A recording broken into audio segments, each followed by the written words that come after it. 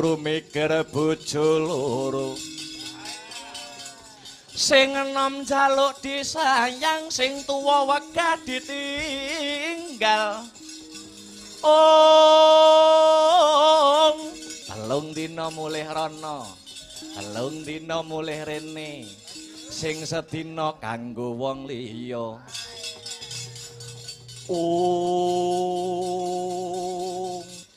peleme sing lanang nggur siji dipangan bojo loro wis ora umum pokoke nalika semanten gedhonganing lampah putri kekalih wis nggarbini lumampahing wekdal sak kedheping netra kedhep sak pisan sak candra kaping kalih rong candra telung candra papat lima enem pitu wis ngancik wahyaning mangsa kala jabang bayi medal saking guwa garba